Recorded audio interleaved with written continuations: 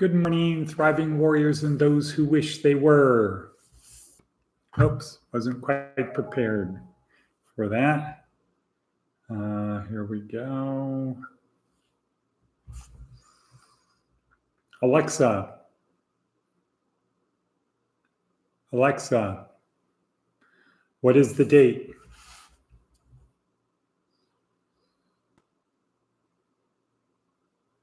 Alexa, what is the date? I'm having trouble connecting to the network. Please try again a bit later. Alexa, what is the date?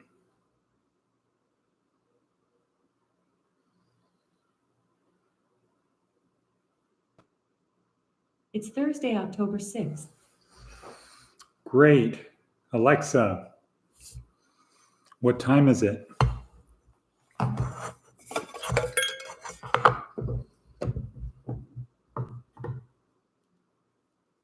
It's 6:15 a.m. Have a good morning, Edward. Thank you. And Alexa,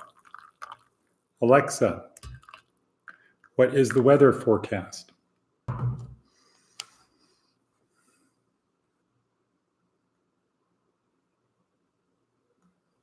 Currently, in Amargosa Valley, 60 degrees Fahrenheit with clear skies. Today, you can expect lots of sun, with a high of 91 degrees and a low of 56 degrees. Okay, still in the 90s. That's good. Oh, lighting problems here. It's all about the lighting. That's what they say. Okay, good morning. Good morning. This is Career Services, where our job is to help you get from point A to point B, where point B is better. Wherever you are, you're at point A. We're here to help you get to point B. Let's see if I can do this. That does anything. Well, we'll get it right one of these days. Okay, good morning, Jeff. So we're here to get you from point A to point B. How do we do that? Well, several ways. One is this short little 10-minute like-ish podcast, which down below in the notes, the description, please subscribe, click on the bell so you get notifications, are several links to other services. One is our 4-week basic training course. Another one is a link to the video that I used today for this podcast. Another one is a link to the video that goes along with our basic training course. We have a whole bunch of links that get you to services that we provide our members, our thriving warriors, which are housing, clothing, food, hygiene, transportation, skills training, foundational employment, and career planning. Yeah, but wait, there's more, Johnny. Okay, no, so those are the things that we do. And yes, there is more. Seth Godin's daily blog posting. So that's what we do. Without any further ado, I'm going to start by talking about the TED Talk yesterday or this week. So this week, it's about how to not crash the car in our 4-week basic training course. So week 1, introduction orientation. Week 2, how the brain works, or how a car, if we're going to do a metaphor of a car, how does a car work and how to drive a car. And so what's different about a neuroscience approach is it's not just about your feelings, emotions, belief, behavior. It's also about how your brain works. Because if you know how your brain works, you know where those feelings are, how they're activated, triggered, etc., then you can dial in who you need to be. Just like in a car, you're driving along, you know how to drive, but you hear a clunk, clunk, clunk. And if you don't know how to drive the car, or let me say it this way, if you don't know how a car works, you don't know what that means. So you don't know whether you should keep driving, stop. You don't know what to do. So in a neuroscience approach, we want you to understand how the brain works so that you can dial it in and use it to control your beliefs, feelings, emotions, behavior, etc. Okay, so week number 1 is intro and orientation to that. Week number 2 is how the brain works or how the car works. Week number 3, i.e. last week, was how to get people in the car. because you can't get to Successville on your own. You need other people with you. And the more of the right people that are in your car, the better your chances of getting to Successville. And week 4 is about leadership, which for our purposes, again, with keeping with the analogy, the metaphor, it's how to not crash the car. Because if you do everything right and you crash your car, you still don't get to Successville. Now, how to not crash the car, or leadership. Leadership is basically just another term for powership, getting other people to do what you want. And there's a spectrum. On one end of the spectrum is positive, and the other side is negative. On the positive side, the ultimate extreme is self-motivation.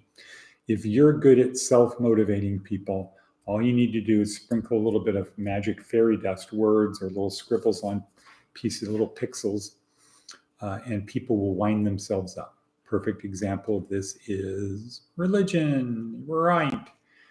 Or money, right? All you have to do is get people to believe the basic concept of it, and they'll do the rest. They'll self-motivate. So just behind self-motivation is motivation. And then we have other things, encouragement, blah, blah, blah, back to neutral, and then you start getting negative. Ultimately, you get to intimidation, coercion. Before that is manipulation. So the spectrum goes this: how do you get people to do what you want? Well, you put a gun to their head. That's coercion, right? You get people to think you're going to put a gun to their head. Intimidation. You tell people there are other people who put guns to people's head, and maybe that's not a bad idea. Manipulation. So there's a spectrum of leadership. So we focus on this side, on the positive side.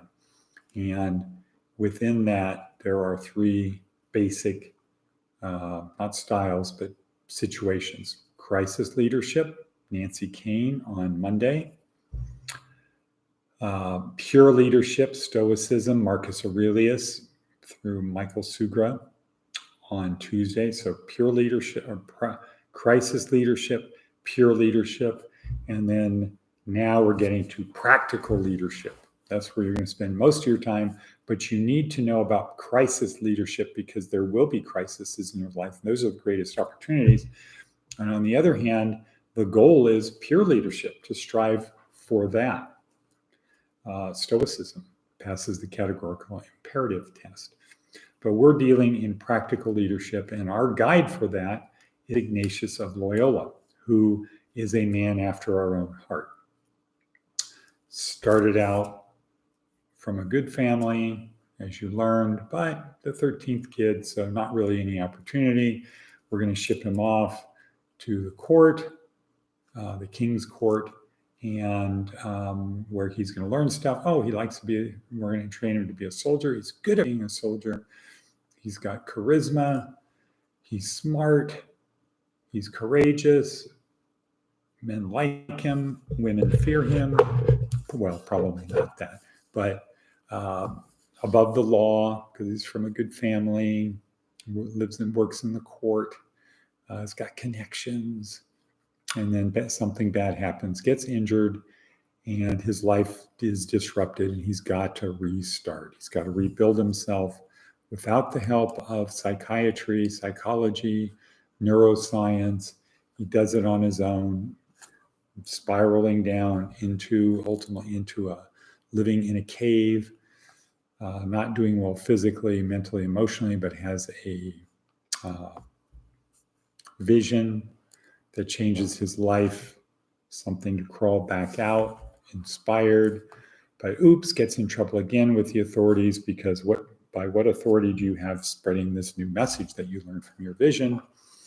And given an offer he can't refuse, which is, we're not going to burn you at the stake or kill you if you go back and learn Latin, if you want to keep doing this, or just go back to your old life. So he decided to go back to the learning stage, back to learning, starting over, learning Latin with 7-year-old kids, then going off to college, getting in trouble again with the law, not giving up, pursuing his passion, implementing the Seth Godin 4-step process, but lacking a first follower until he gets to University of Paris, where he meets 2 first followers, and then things start happening and it becomes good. And we're at 10:21, so that's going to be the end of that. But today is a continuation of that story. Our breadcrumb for today, it's simple, ... help someone else. Simple. You want to be successful? It's simple. Not easy, simple. Help someone else. Okay, the video today goes into a lot of details, a lot of things. I think that's the breadcrumb, but we're at almost 11 minutes in. So I can't really talk about the video. It's great. Watch it. It'll change your life, etc. It's simple. You want to be successful. You want to get from point A to point B, point A to point B, point A to point B. It's simple. Help someone else today. Okay. Hopefully you have your notepad, your pad, and your pen, and you're taking notes on this. Important thing to do. Okay, what does Seth Godin have to say? Seth is for the upgrade. The phone in your pocket cost $600, but that was 2 years ago. So now it seems to be free and fully paid for. The upgrade has a slightly better camera and a slightly faster processor. Here's the question. If you could have chosen the phone you have now and the phone you want now 2 years ago, would you have paid $700 more for the newer one? Most people would not. So why do we upgrade software, phones, cars, houses? It's because we're not making the simple choice. Instead, we're embracing the wisdom of the choice we made years ago. At the same time, we're focusing on the glaring defects that status and affiliation relentlessly point out. They're not trying to sell you a phone any longer or a home. They're spending all their time selling you an upgrade. Right, you already bought the phone. This is now an upgrade. You need the latest and greatest. Okay, good wisdom, but we are at 12:42, so now it's time for what? The Navy SEAL maxim, our Navy SEAL maxim that we live by, which is what? What is the Navy SEAL maxim? Right. Yesterday was the only easy day. I shouldn't say the Navy SEAL maxim. I should say a Navy SEAL maxim. Okay, hello, Jay Bevy. Jay Bevy, yesterday was the only easy day. What is the other one? Morituri. What is the other one, Jay Bevy, that's on the coin?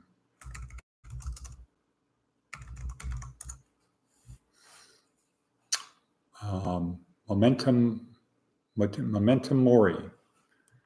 Memento mori. I think that's it. Memento mori. There we go. Memento mori. Right. Thank you.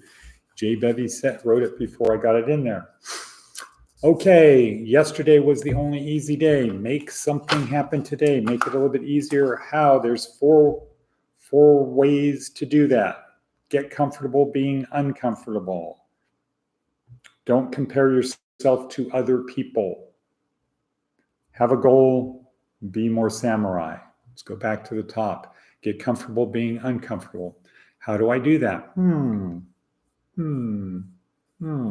do I do that? Okay, 1, embrace the suck. God, it sucks being uncomfortable. Embrace it. There's a billion people who'd love to be in your position. Choose, number 2, choose the hard path. So when you have a choice, do I want to do this, the comfortable one, the easy way or the hard way? Choose the uncomfortable, choose the hard path. Have humility, work hard, take ownership, take responsibility, have discipline and sacrifice for others. That's how to get comfortable being uncomfortable. That's 3 ways to get comfortable being uncomfortable. So embrace the suck, choose the hard path, accept the struggle. Okay? Don't compare yourself to other people. Once again, the only thing that means is not to say, well, yesterday was the only easy day because I worked harder than that person. Look what they're doing. No, compare yourself to today to who you were yesterday. You don't use other people to compare yourself. Okay, happy smiley face from Jay Bevy. Have a goal. If you don't have a goal, you're rudderless. The law school I went to, it was called being rudderless. You're just taken along with the current. If you don't stand for something, you'll fall for anything type of stuff. Have a goal. Have a goal. Once you have a goal, that goal will pull you towards it, and the other things will disappear. And then, of course, be more samurai, which for us means what? Seek perfection given the resources and time constraints allotted.